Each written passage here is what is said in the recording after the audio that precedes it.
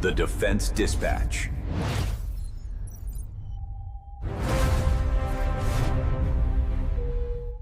Congresswoman, yes or no? Did your campaign pay your husband's company $2.9 million? It was about as simple as a question gets. Just 6 words that mattered, yes or no, and about 20 more for context. The kind of question a first-year law student could handle. It was a question that should have taken all of 1 second to answer, but Ilhan Omar didn't answer it in 1 second. She didn't answer it in 10 seconds either. Instead, she launched into a sentence about politically motivated attacks rooted in Islamophobia and xenophobia. And that's when Senator John Kennedy from Louisiana, who'd been leaning back in his chair with the sleepy patience of a man watching a fish toy with a baited hook, suddenly sat forward, adjusted his reading glasses, and said with a drawl so slow you could time it with a sundial, "Ma'am, I didn't ask you about your feelings. I asked you about your checkbook." And there he sat. And that right there was the moment, though it wasn't the worst moment. Not by a long shot, because it was just then becoming clear that Ilhan Omar had made a catastrophic miscalculation. You see, she had walked into that Senate hearing room convinced she was the smartest person there. She wasn't. In fact, she wasn't even the second smartest person in the room. The second smartest was likely Kennedy's aide, a quiet woman by the name of Catherine, who'd spent 3 weeks putting together the folder that now sat in front of the senator like a loaded gun he hadn't even bothered to touch yet. This senator from Louisiana had been in the game a lot longer than Omar had been in Congress, and he came to this hearing armed with something far more dangerous than simple outrage. He had come with cold, hard math. But I'm getting ahead of myself here.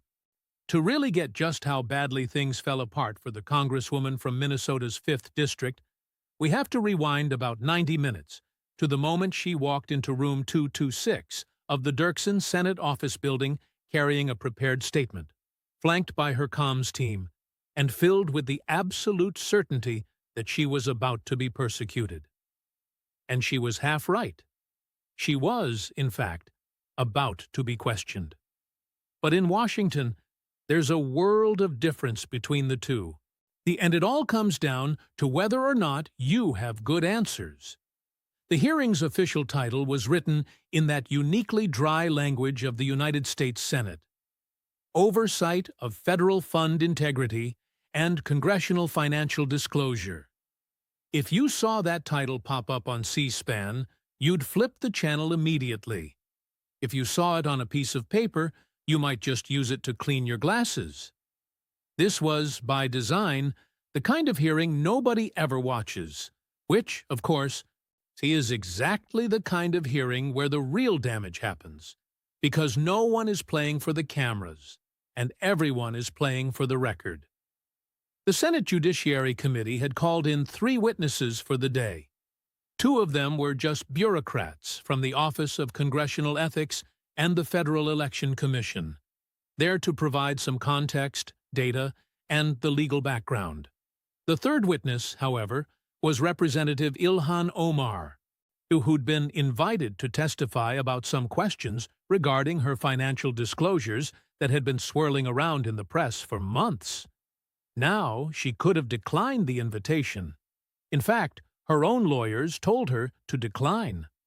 But she didn't decline, because Ilhan Omar has never met a microphone she didn't think she could charm, and because turning it down would have looked like she was hiding, and that was the one look she couldn't afford. So she arrived at 9:40 with an entourage of 4, her chief of staff, a communications director, a legislative aide, and a young man whose only job seemed to be carrying the leather briefcase with her prepared statement inside. She was dressed perfectly. Her hijab was a deep navy blue that perfectly matched the room's wood paneling, a detail that was either a happy coincidence or the work of a very talented stylist. She shook hands with the chairman of the committee. She offered a smile to the press row. She had the look of a woman who had done this 100 times before, because she had, and who fully expected to do it 100 more times again. Senator Kennedy, on the other hand, showed up 7 minutes late, carrying a styrofoam coffee cup that looked like he'd picked it up at a gas station somewhere between Baton Rouge and the Beltway. His tie was just a little crooked. His hair looked like it had met a comb recently, but that they weren't in a committed relationship. He gave a nod to his colleagues, sat down with a thud, and spent the first few minutes of the hearing just reading a single sheet of paper, all while the committee chair delivered opening remarks that nobody, not even the chair himself, seemed to find interesting. He had the appearance of a man who'd just wandered into the wrong room by mistake. But he hadn't. Omar's opening statement, for its part, was a masterclass in political craftsmanship. For 6 minutes, she spoke about the targeting of Muslim women in public life, the weaponization of congressional oversight for political hits, her own commitment to transparency, and her record of serving the people of Minnesota. She brought up the death threats she'd received, she mentioned Donald Trump, and she dropped the word Islamophobia 4 separate times, which was the perfect number to frame the narrative without overdoing it. She finished with a line that sounded like it was written for the evening news. "I have always been transparent with the American people, and I welcome any good faith inquiry into my record." It was delivered perfectly. It was obviously rehearsed. It was the exact kind of statement that works great when the person asking the questions is actually looking for a debate. But Senator Kennedy wasn't interested in a debate. He was interested in asking questions that had real answers. Oh, and then seeing if those answers matched the numbers in his folder. While Omar was talking, Kennedy never looked up. He just wrote something down on his legal pad. A camera operator, bored with all the opening statements, zoomed in. Kennedy had written a number, $2,900,000. He underlined it twice. Omar's aide saw it on the monitor. She leaned over and whispered something in the congresswoman's ear. Omar's rhythm broke for just a split second, the kind of break only someone paying very close attention would ever notice. She recovered, finishing her statement with a small, confident nod. Kennedy finished his coffee. One of them was ready. The first 30 minutes went to the committee chair and the ranking member, who asked the FEC and ethics officials a series of procedural questions, mostly just to establish that, yes, members of Congress do have to file financial disclosures, and yes, those disclosures are supposed to be accurate, and yes, you can get hit with penalties for filing fake ones. It was the legislative version of a band tuning their instruments before a concert. Necessary, but not what anybody actually came to hear. Then it was Kennedy's turn. He kicked things off the way he always did, with a courtesy so thick you could spread it on toast. "Congresswoman Omar, thank you for being here today. I know your time is valuable, and I know this isn't anybody's idea of a good Tuesday morning. So I appreciate your willingness to sit down with us." Omar nodded graciously. "Thank you, Senator. I'm going to ask you some questions, and I'd appreciate short answers if you can manage them, because I've only got a few minutes, and I talk slower than most folks, so I'm already behind." A little bit of laughter went through the room. Even Omar smiled. Kennedy smiled back. To anyone who didn't know his technique, it was a perfectly pleasant chat between two colleagues. To anyone who did know his technique, it was the sound of a trap being set. "Congresswoman, you file an annual financial disclosure with the House. Is that correct?" "Yes." "And you review that disclosure before you sign it?" "Yes, I do." "And you're aware that knowingly filing a false disclosure is a federal offense?" "Of course. And your most recent disclosure was filed in 2024, covering the calendar year." "Is that right?" "That's correct." "Thank you." Kennedy looked down at his folder, flipped a page, and took his time. Congresswoman, do you know what your husband does for a living? My husband is a businessman and an investor. Do you know the current estimated value of his companies? Omar paused. I would have to refer to the specific disclosure for the exact figures. I've done that for you, so let me save you the trouble. In your 2023 disclosure, are your husband's combined business interests, a winery in California and a venture capital firm in Washington, were valued at approximately $51,000. In your 2024 disclosure, those same interests were valued at approximately $30 million. He just let that number hang in the air, kind of like a skunk in a closet. It wasn't going anywhere, and sooner or later, everyone was going to smell it.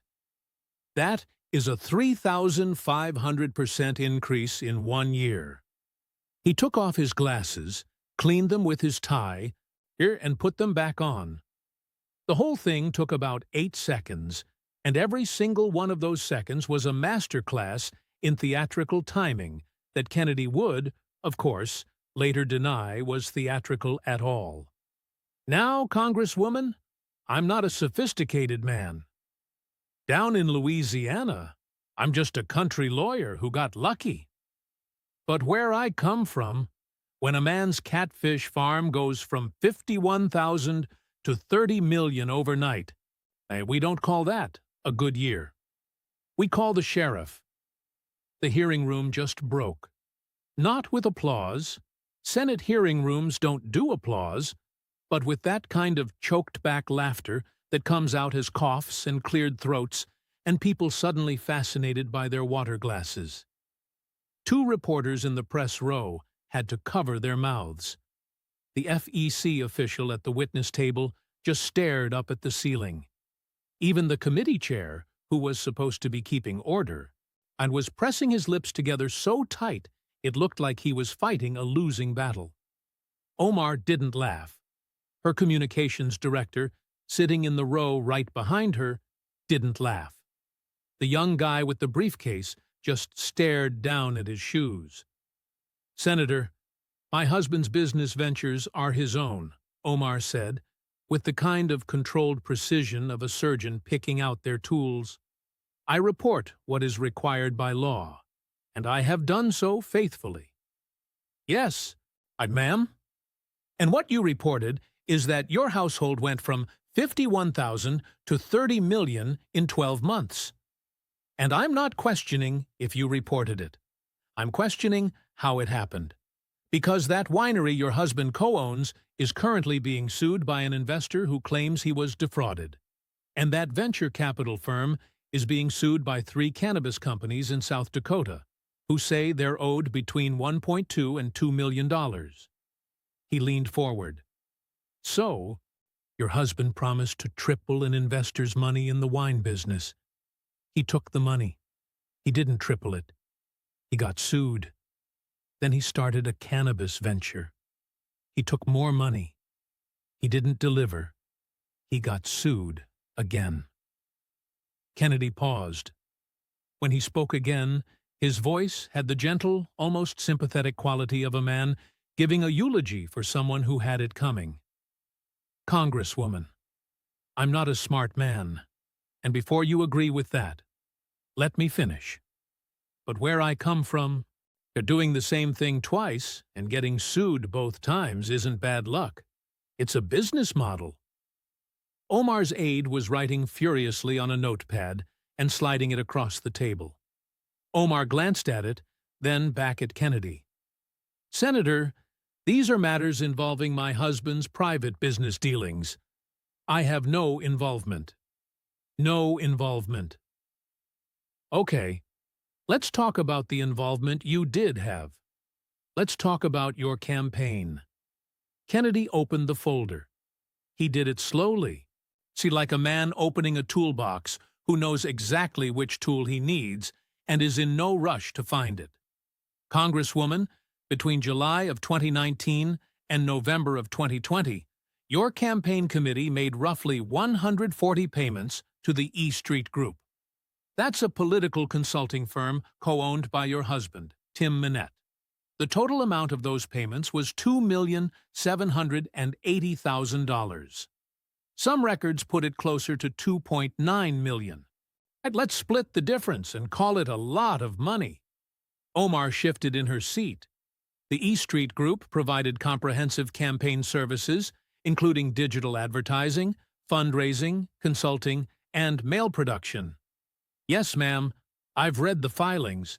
Digital ads, fundraising, mail, the whole menu. Now, here's what's interesting to me. After the 2020 election, you publicly cut ties with your husband's firm. You told your donors you were doing it to remove any perceived issue. Those were your words, correct. And I stand by that decision. I'm sure you do. But here's my question. After you stopped paying your husband's firm, you hired a handful of other firms to do the same work. Ads, fundraising, mail, all of it. And the total you paid those firms in the next cycle was roughly $1 million. He let the math hang in the air. So, the same services, the same work, and the same ads on the same platforms for the same campaign, and the price drops from $2.9 million to $1 million. That's a 66% discount. He looked at her over the top of his glasses. Congresswoman, help me understand something. Was your husband 3 times better at this than everyone else in Washington? Or was your campaign 3 times more generous to him than it should have been? The silence that followed was the kind of silence that has weight, that you could feel it pressing down on the room, like the humidity before a Gulf Coast storm. Omar's chief of staff had stopped writing and was staring at a fixed point on the wall. The young man with the briefcase hadn't moved in about 4 minutes. Omar leaned into the microphone. Senator, these numbers are misleading. The 2020 election was unprecedented. We faced $14 million in opposition spending. The scale of operations was vastly different from a normal cycle. And I didn't ask about the scale. I asked about the price. You paid your husband's firm $2.9 million. You paid other firms $1 million for the same thing. I'm asking you to explain the difference, not the election. The difference? The services were not identical. Your own filing descriptions say they were digital advertising, fundraising, consulting, mail production. Same line items, different price, different vendor. And the old vendor happened to share your bed. The committee chair shifted uncomfortably. A Democrat on the panel looked at his phone. These were not the optics anyone on Omar's side had prepared for. Kennedy wasn't done. He reached into the folder and produced a single sheet of paper. In July of 2020 alone, 1 month, your campaign paid the E Street Group $66,000. That was 77% of everything your campaign spent that month. 77 cents of every dollar your donors gave went to your husband's company. And he set the paper down. Now, I want to talk about one of those donors. I have a message here that was sent to your campaign in September of 2020. I don't know this person. Never met her. Her name is Linda Kowalski. She's a 3rd-grade teacher in Bloomington, Minnesota. She donated $27 to your campaign. He picked up the paper and read from it slowly. She wrote, Representative Omar, I believe in what you're fighting for. I teach 3rd grade, and I don't have much to spare, but I want to contribute what I can. Please use this to make a difference. Kennedy set the paper down and looked at Omar. $27. That's all Miss Linda from Bloomington could spare. And from the way your campaign spent its money that month, it looks like 77 cents of every dollar she gave. About $21 of her 27 went straight to your husband's company. Miss Linda believed she was funding a cause. Instead, she was funding a family business. And the room fell completely silent. It wasn't the tense silence of a political showdown, but something quieter and much more awkward. It was the silence of people adding up numbers in their heads and not liking the answer. When Omar finally spoke, her voice was strained. "Senator, individual donations are pooled together and used for the campaign's general expenses. You can't link one specific donation to one specific payment." "You're right. I can't trace her $27, but I can trace your $2.9 million. And I can trace how, after you stopped paying your husband, the same work suddenly got done for a third of the price. Miss Linda doesn't need to be a forensic accountant to figure out what that means. And neither does anyone else in this room." Omar's communications director grabbed for her phone. Kennedy saw it. "Ma'am, if your team is getting ready to release a statement calling this Islamophobic, I would strongly suggest they rethink that. I haven't said a word about your religion.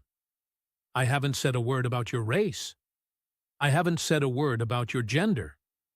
I've talked about $2.9 million. If $2.9 million is somehow Islamophobic, well, that's a new one for me, but I'm always willing to learn." A wave of laughter went through the room, the kind that just bursts out before anyone can stop it. Even one of the Democrats on the committee had to turn his head to hide a smile. Kennedy didn't crack a smile. He didn't have to. The jab had hit its mark, and he just carried on as if he hadn't said anything special, which only made it hit harder. Omar tried what seasoned politicians like to call a reset. It's a calculated pivot to a new topic, usually kicked off by a change in posture, a sip of water, and a sentence that starts with, "Let me be clear." She did all three. "Let me be clear. A senator. I've been hit with politically motivated attacks for years.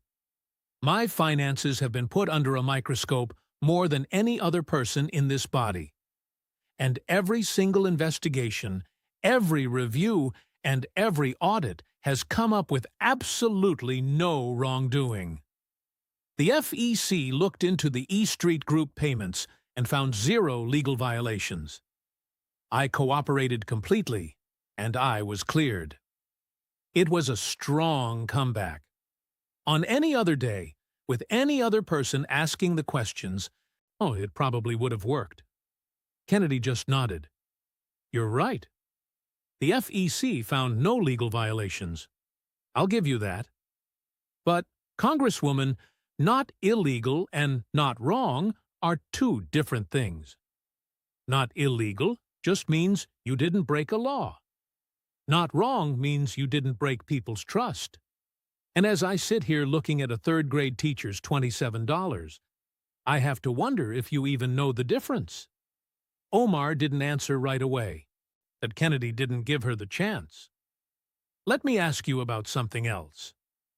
Back in February of this year, you posted something on social media, I think it was on X, replying to a user who claimed you were worth $83 million.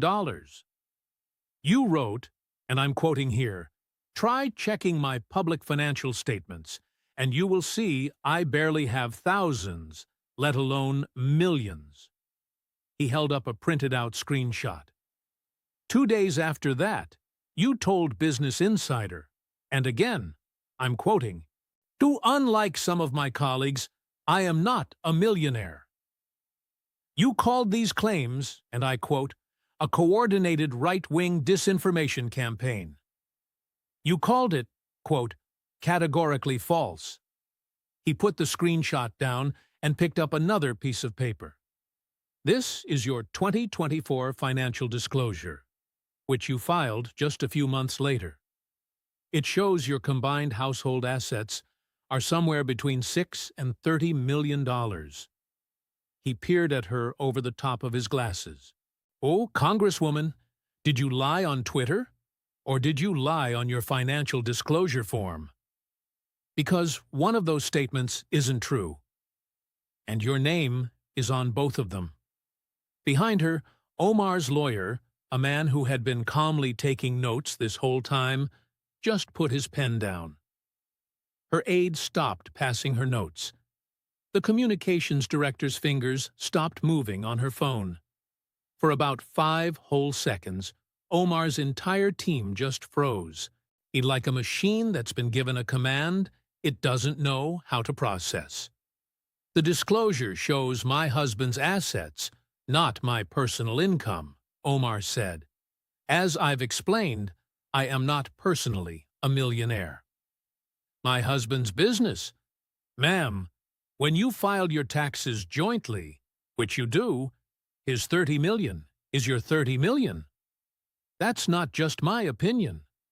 That isn't a Republican talking point. That's just called marriage.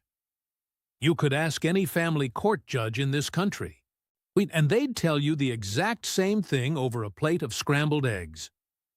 Omar opened her mouth, and then she closed it. It was a tiny movement, but the cameras caught it, and the internet, which had been glued to this since the catfish line, was not about to forget it. Kennedy's tone changed. The folksy warmth vanished like water draining from a tub, and what was left behind was colder, much more calculated. He wasn't putting on a show anymore. He was prosecuting. Congresswoman, I want to bring up something you said back in March of 2019 at a fundraiser for the Council on American-Islamic Relations. Do you remember that event? Omar tensed up, just a little. She knew exactly what was coming. Everyone in that room knew exactly what was coming. I do. In that speech, you brought up the September 11th terrorist attacks. You said, and I'm quoting directly from the transcript, CARE was founded after 9/11 because they recognized that some people did something, and that all of us were starting to lose access to our civil liberties. Kennedy read the line slowly, emphasizing every word. Some people did something. That's how you describe the single worst terrorist attack in the history of America. An attack that killed nearly 3,000 people. Now, I'm sure you've already heard the backlash, so I won't waste time on it. But I do want to focus on one particular response to your comment, because I believe it's important. He put the transcript down and folded his hands on the table. That same year, in September, a man named Nicholas Harros, Jr. was at the Ground Zero Memorial Ceremony, standing at the podium to read the name of his mother, Frances Harros, who was killed in the attacks. He was wearing a T-shirt, and written on the front were the words, "Some people did something." He looked right into the cameras and said, "Today, I am here to respond to you exactly who did what, to whom." Kennedy let the words hang in the air. The room fell completely silent. Even the sound of reporters scribbling in their notebooks had stopped. That man lost his mother, Congresswoman, and he wore your words on his chest to her own memorial. He didn't do it for attention. He did it because your words wounded him in a way that never truly heals. Omar leaned closer to the microphone. Senator, and I've already addressed this issue many times. September 11th was an attack on every American, and that includes Muslim Americans who... I'm not asking you to address it again. I'm asking if you can understand, not as a politician, not with rhetoric, but on a human level, what it feels like when a son, in his grief, uses your own words as a sign of protest at his mother's memorial. Silence. That was a rhetorical question, ma'am. You don't have to answer. I believe your expression just did. See, Omar's face, captured by a C-SPAN camera in that unguarded moment, didn't show defiance. It didn't show anger. It showed something more like dawning recognition. It was the look of someone finally hearing something they'd managed to ignore for years, only to find it carried a weight they were completely unprepared for. And with that, Kennedy moved on. He didn't linger on the moment. Lingering would have felt cruel, And cruelty wasn't his tool. Precision was. Congresswoman, see, let's talk about Minnesota, the state you represent. More specifically, I want to talk about the federal investigation into what prosecutors are estimating to be over $9 billion in welfare fraud. A large part of it is tied to the Feeding Our Future program, and much of it involves members of the Somali community right there in Minneapolis. Omar sat up straighter. She thought she was on safer ground now. Senator, the Trump administration has used that very investigation as an excuse to target the Somali community in my state. They've flooded the streets of Minneapolis with federal agents. They've caused nothing but confusion and chaos. $9 billion, Congresswoman. And they're using this as a weapon against immigrants. $9 billion, which is consistent with a pattern of... Ma'am! Kennedy's voice was quiet, but it sliced through her sentence like a razor through silk. See, $9 billion in fraud isn't confusion. It isn't chaos. It isn't a talking point. By any standard, it's one of the biggest thefts of American tax dollars in the nation's history. And it happened in your state, in your district, and within the very community you represent. He leaned forward again. My question is very simple. At any time before this blew up into a national scandal, while all of this fraud was taking place, while people were stealing money that was meant to feed children, and did you once raise an alarm? Did you get in touch with the Inspector General? Did you call the FBI? Did you write a letter? Did you make a single phone call? Did you do anything at all? One of Omar's aides slid a note over to her. Omar ignored it. I have always stood with my community. Ma'am, standing with your community and standing between your community and the law are two entirely different things. I'm asking you which one it was you did. Omar gave no answer, and the silence that followed was brief. Maybe 3 seconds, 4 at most.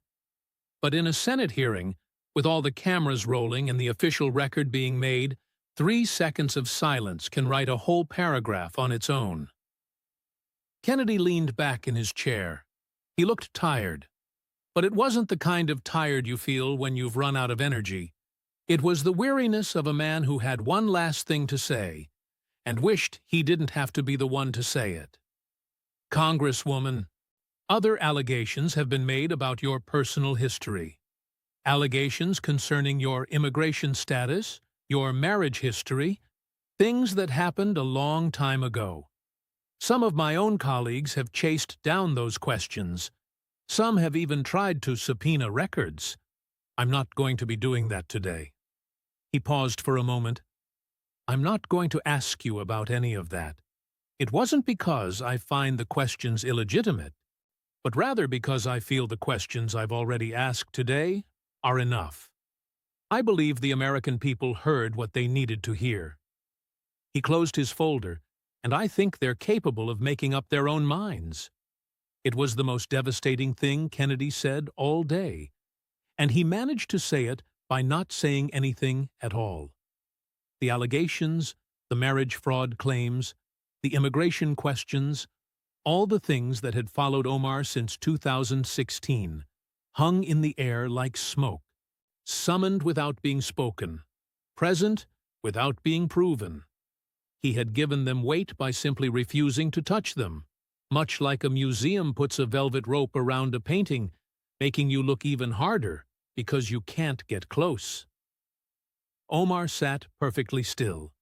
Her prepared statement, immaculate and unread beyond the opening lines, sat before her like a menu at a restaurant that had already closed for the night.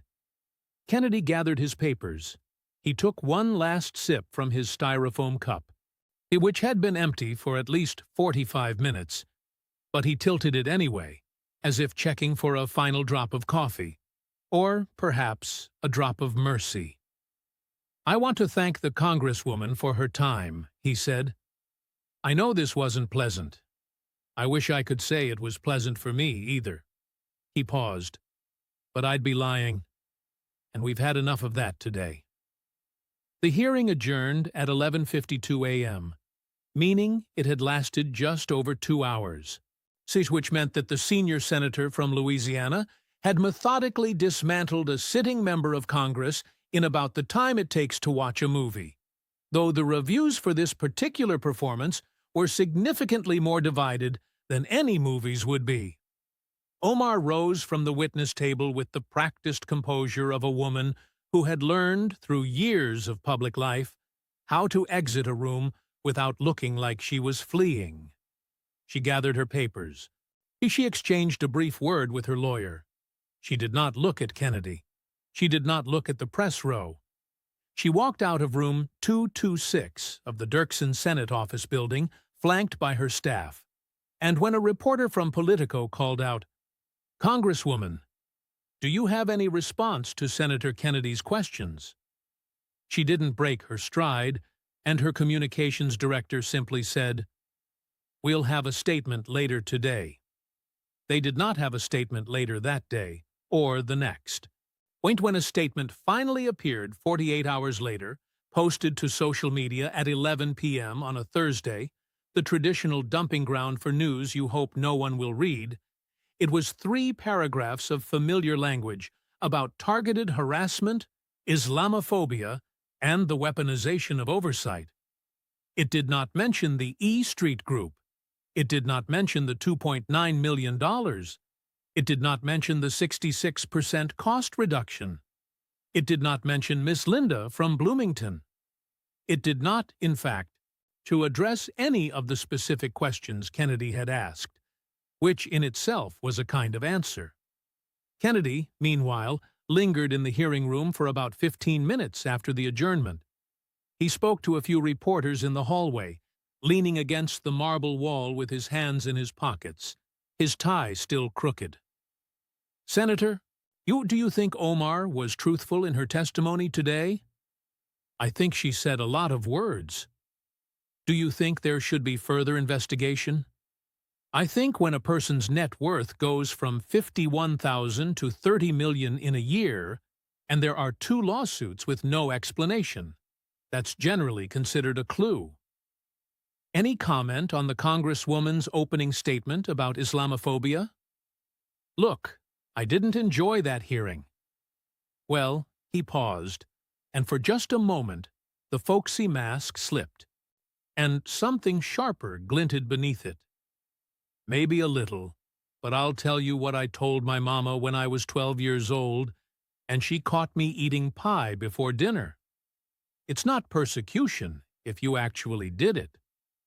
A reporter asked if he had a final thought. Kennedy considered this for about 1 second longer than was necessary. "I think the Congresswoman has a very fine future in the motivational speaking business." As for Congress, he pushed himself off the wall and straightened his tie, which did nothing to improve its alignment. "I'd say the jury's still out, but the jury went home about an hour ago." The clip of that hallway exchange, 43 seconds unedited, was posted by 3 different outlets within the hour. By evening, it had been viewed 4 million times. By the following morning, it had spawned a cottage industry of reaction videos, remixes, and the inevitable auto-tuned version. The catfish line became a meme. The phrase, "We call the sheriff," became a T-shirt. The Kennedy's 8-second glasses cleaning moment became a reaction GIF that would, in the coming weeks, be deployed in contexts ranging from congressional debates to fantasy football arguments. But the moment that cut deepest, the one that traveled not through comedy but through something closer to conscience, was the mention of Miss Linda's $27. The hashtag appeared within hours. Hashtag Miss Linda's dollars. A reporter with the Minneapolis Star-Tribune tracked down 3 of Omar's actual small-dollar donors from the 2020 campaign, a janitor, a retired librarian, and a college student, and asked them how they felt about 77 cents of every dollar going straight to the candidate's husband. The janitor replied, "I gave $50, and if I'd known, I would have just given it to the food shelf instead." By the end of the week, that quote had been shared over 100,000 times. Omar's team scrambled to reframe the narrative. They got her booked on a friendly podcast. They quickly arranged an Instagram Live session. They also coordinated with friendly commentators who painted Kennedy's questioning as just a racist dog whistle wrapped up in Southern charm. The progressive media ecosystem kicked into gear with the efficiency of a well-oiled machine, churning out takes, counter-takes, and meta-takes all about the hearing's real meaning. But none of it actually addressed the math, and the math was the one thing people remembered. The political consequences arrived quietly, just like they always do, not as some single catastrophic event, but more like a slow withdrawal of oxygen from the room. In the 2 weeks right after the hearing, two things happened that almost certainly wouldn't have happened before. First, the House Oversight Committee, which had been circling Omar's financial disclosures for months without taking any real action, finally announced an official inquiry. The announcement was, at least on paper, bipartisan. Both the chair and the ranking member signed the letter, which meant the Democrats had done the cold calculation and decided that the political cost of protecting Omar was now higher than the cost of investigating her. In Washington, there's simply no colder algebra than that. And second, three major donors to political action committees aligned with Omar quietly started redirecting their contributions. There were no public statements, no dramatic gestures, just the silent migration of money away from a brand that had suddenly become a liability overnight. One of those donors, when a reporter managed to reach him, said only, "I support accountability in government, and that includes the people I've supported." It was the kind of sentence that ends careers, not with a bang, but with a quiet, tax-deductible whimper. Within the squad. The response, or lack thereof, was telling. Omar's closest ally in Congress, a woman who'd stood beside her at 100 press conferences, defended her through half a dozen other controversies, and had called her sister in public and actually meant it, appeared on a cable news panel just 5 days after the hearing. When the host asked her about Kennedy's questioning, she paused, looked down at the table and said, "See, I believe every member of Congress should welcome transparency and accountability." Then she immediately changed the subject to health care funding. There's a certain frequency that political loyalty operates on, and it sounds exactly like that sentence. Technically supportive, functionally distant, and completely devastating to the person it's supposedly defending. A narrator might note that in Washington, changing the subject is the quietest form of betrayal, and the most permanent. But the deepest wound, the one that hadn't even fully opened on the day of the hearing, was about to come from a totally unexpected direction. 3 weeks after Kennedy's questions echoed through that hearing room, a woman named Rachel Barnett, a former director at the East Street Group, who'd gone on to start her own consulting firm shortly after Omar severed ties with her husband's company, reached out to a reporter at a major national news outlet. Barnett, who was named in campaign finance filings but had never once spoken publicly about her time at the firm, said she was ready to give a detailed account of exactly how campaign funds were allocated, what services were truly rendered, and whether the invoices sent to the Omar campaign reflected the work that was actually done. Now, she hadn't testified yet. She hadn't produced any documents. She had simply indicated that she was willing to talk. And in Washington, the willingness to talk is often more destructive than the talking itself, because it turns every single day that follows into a countdown, and the person being counted down doesn't even know what number they're counting to. The reporter's outlet hadn't published the story yet.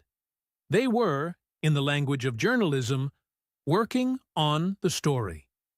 In the language of politics, that same phrase means an obituary is being written while the patient is still alive. Don Samuels, Omar's perennial primary challenger, a man she had publicly dismissed as a tool of corporate interests and privately written off as irrelevant, held a press conference in Minneapolis the very next day. He didn't attack Omar directly. He didn't need to. He just read Kennedy's questions out loud, one by one, and after each one, he simply said, "I would have answered that." He then announced that for the first time since he'd entered the race, his own internal polling showed him within striking distance. The entire press conference lasted just 9 minutes. Omar's office didn't respond to any requests for comment. They were too busy not responding to everything else. The Minnesota Star-Tribune's editorial board, which had always endorsed Omar in previous elections, published an article titled, "Questions That Deserve Answers." It wasn't an endorsement of her opponent. It was something much worse, and it was a withdrawal of their assumed support. The editorial didn't accuse Omar of anything. It simply laid out the questions Kennedy had asked, pointed out that none had been answered, and ended with a sentence that editorial boards use when they want to sound reasonable while setting a building on fire. The people of the 5th District are entitled to clarity. So far, they have not received it. Omar's fundraising emails, which had always generated 6-figure surges whenever she was attacked by Republicans, produced a very different result this time. The campaign sent 3 appeals in the week after the hearing, each built around the familiar language of persecution and resistance. The first raised a respectable $200,000, but that was 40% below the average for an appeal after a controversy. The second raised $80,000. The third raised only $31,000. And this downward trend told a story that no press release could ever rewrite. Her base was still there, but it was shrinking. And the part that was shrinking was the part that writes the checks. Kennedy returned to Louisiana the following weekend. He did what he always did on weekends when the Senate wasn't in session. He ate crawfish. He talked to his constituents. And he said things to local reporters that sounded simple, but weren't. A television reporter from Baton Rouge caught up with him at a charity event and asked about the hearing. "Senator, looking back, is there anything you would have done differently?" Kennedy thought about it. He actually thought about it, which was unusual for a man who normally had a witty remark locked and loaded for any occasion. "No," he said finally. "I asked her some questions. She gave some answers. I'll let the American people decide which ones were true. Do you think she'll face consequences?" Kennedy picked up a crawfish, studied it for a moment as if it held the answer, then cracked it open with the practiced efficiency of a man who had been doing this since childhood. "In my experience," he said, "the truth is like a crawfish. You can keep it in the pot for a while, but eventually somebody's going to crack it open. And once it's open, you can't put it back." He ate the crawfish. He wiped his hands on a napkin. He moved on to the next one. Ilhan Omar returned to the Capitol on Monday. Her calendar was full. Her voicemail was even fuller. The corridors of the Rayburn House office building, which had once been a place where colleagues stopped to chat and staffers lingered to be noticed, were now just corridors, with people walking by with phones in their hands and their eyes looking straight ahead. The universal body language of a building that had decided, without a discussion, to create distance. Her office released a statement about a housing bill. It received no coverage. She posted about health care funding. The engagement was half its usual level. She requested a meeting with the Democratic caucus leadership to discuss the coordinated attacks on progressive members. The meeting was scheduled, then rescheduled again, which, in the language of congressional scheduling, it means the same thing as the word never, but just takes longer to say. And somewhere in Bloomington, Minnesota, a third-grade teacher named Linda Kowalski, who may or may not have actually written those exact words, but whose $27 donation most certainly existed, along with thousands of other $27 donations from thousands of other people who believed they were funding something that mattered.